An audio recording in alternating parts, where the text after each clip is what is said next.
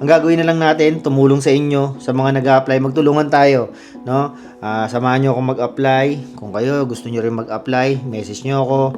Tapos, gagawin ko kayo ng cover letter. Kaysa mag-ano pa kayo, gumastos pa kayo. Kasi mga ganyan, nagbebenta ng CV.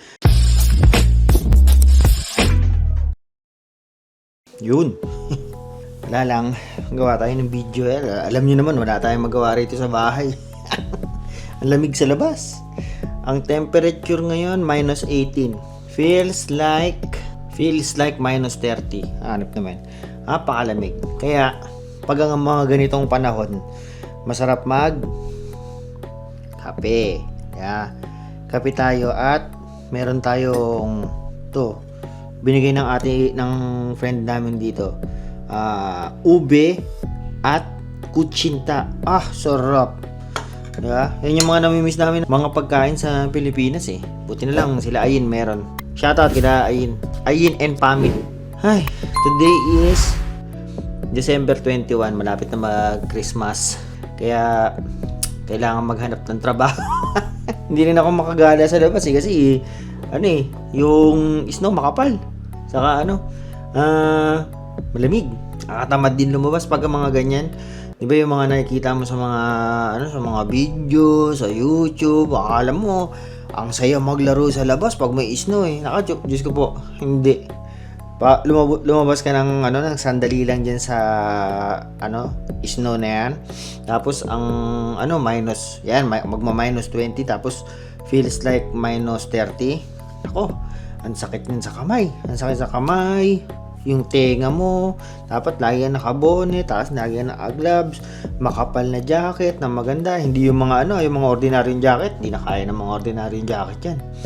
Tapos, maglakad ka lang ng sandali dyan, yung mukha mo, manhid na, yung bibig mo, hindi makapagsalita. Ganun yung mga pakiramdam pagka sobrang lamig eh.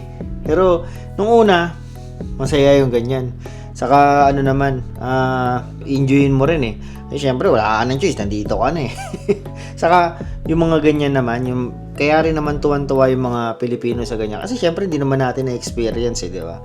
Pagka lumabas ka ng ganyan, akala napaka-magical, no? Saka kahit naman ganito, yung sinasabi ko, baka sabihin nyo, puro negative lang yung sinasabi ko tungkol sa snow eh. Marami ring mga iba-ibang activities na hindi natin na-experience sa Pilipinas. Meron tayong na-experience na pwedeng gawing activities. Yung parang kasi pupunta ka sa mga skating rink. Dati, meron sa Mega Mall, meron sa MOA, alam mo yun. Pero dito, pupunta ka lang sa mga park.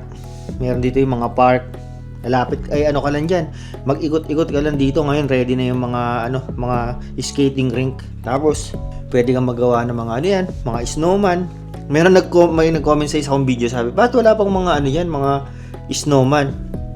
Meron naman, pero hindi dito kasi yung mga bahay kasi rito hindi ganoon kalalaki yung yung front yard eh. Saka yung mga backyard. Pero pag pumunta ka dun banda sa may merong mga nakatayo na snowman, ganyan bibidyoin ko pagka nadaanan ko. Pero naman, enjoy rin naman kahit paano. Kahit puro negative yung sinasabi ko, no? Inano ko lang kayo kasi ito nga, 'di ba sabi ko, nasubukan na natin mag-apply sa labas.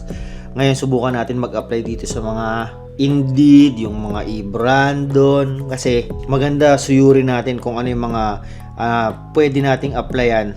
Tapos pasahan lang natin sila ng pasahan ng resume. Iba-iba yan. Meron sa Indeed, kinlik mo na apply, doon na mismo sa sa website ng Indeed, doon ka na mag-a-apply. Meron naman yung i-redirect ka sa website ng ng company. Meron naman basta iba-iba. Hindi siya yung tulad ng pagka kunyari nasa Indeed ka, na pag kinlik mo apply yun na yun. Hindi, iba-iba pa yung mga resume. Tapos dito pala meron kayong cover letter dapat. Mas maganda pag meron, bukod sa CV nyo, resume nyo, meron din kayong cover letter para isasabihin nyo dun lahat na experience nyo, kung bakit nyo gusto mag-apply sa company na yun, ano maitutulong mo, basta mga ganon. Kung gusto nyo, kasi di ba meron akong pinamimigay na CV. Kung gusto nyo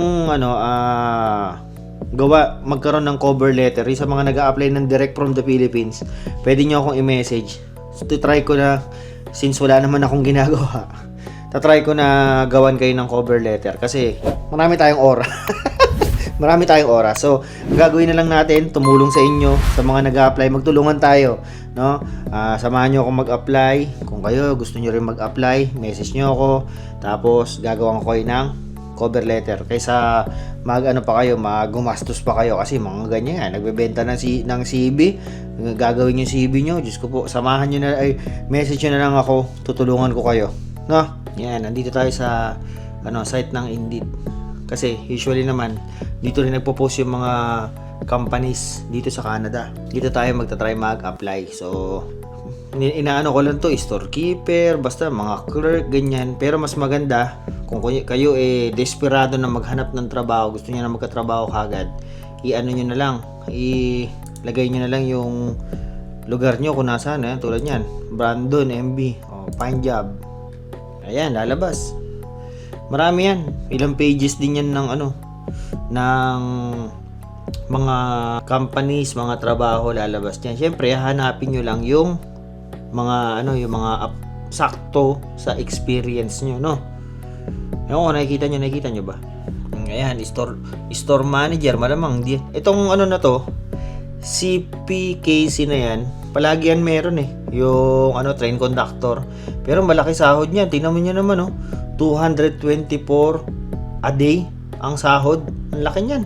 Pero syempre, mas maganda meron kang experience about sa pagiging train conductor para i-consider ka niyan, di ba? Ano yan? Express service advisor, in-store computer technician. Yan, pwede sana yan. Kaya lang hindi ako updated kasi computer technology ako sa Pilipinas. Pwede yan sana kaya lang 20 to 24. Hanap tayo ng yung pwede sa mga storekeeper, mga ganyan. Tatry natin. O nga pala, isa rin sa pwede nyo, yung mga nandito sa Brandon ito yung e-Brandon. Marami rin dyan mga pwedeng applyan na mga companies. Yung iba nagpo-post din dito. Pero unahin muna natin yung winter road truck driver. Pero 500 a day, ang laki niya na. Sales representative. Marami naman pwedeng applyan, kaya lang syempre bibihira naman yung sa'yo, yung angkop sa experience mo. O nga pala, mas maganda meron kayong sariling rito, sariling account. I-register nyo na. Mobile equipment. Saka yan yung sa mga Canadian Armed Forces. Maraming ganyan Minsan naisip ko na rin magsundalo rito hindi ko alam kung pwedeng PR dito o citizen lang. Team member. Yan Pizza Hut di ba? Pwede yan. Pizza Hut. Tingnan natin kung anong sa Pizza Hut kailangan nila. Team member. Nakalagay naman dito yung full job description kung gusto niyo malaman kung ano yung gagawin, mga ganun, kung sakto sa experience nyo. Saka nakalagay na rin naman dito kung need nila na merong experience. Minsan kasi may nakalagay no need for experience. Tulad nito, job description. Parang kitchen kitchen staff to. Baka yung mga tumutulong sa loob ng kitchen. Yan, pwede yan. Subukan natin mag-apply dito sa Pizza Hut. Click nyo lang yung apply now.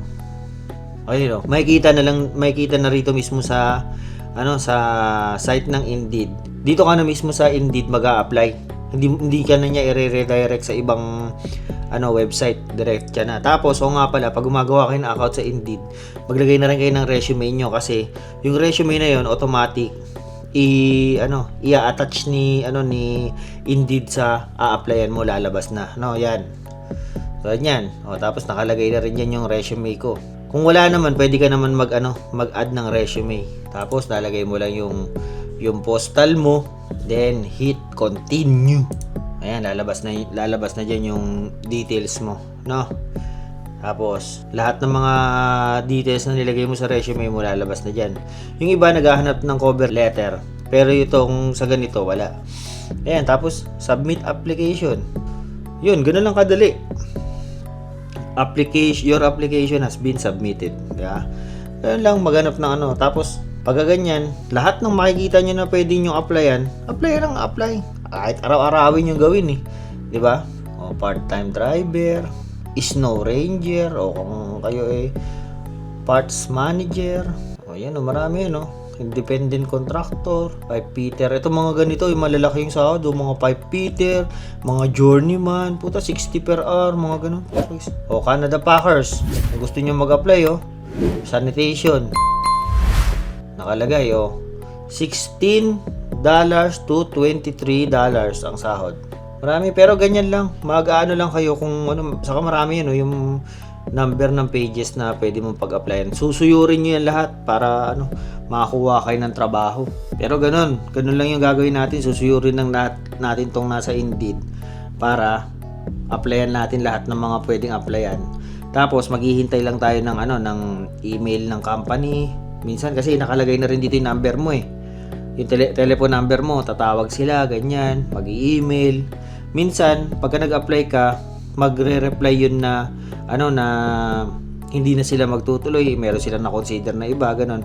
Minsan naman, hindi talaga sila nagre-reply pagka kunyari hindi sila interested sa iyo.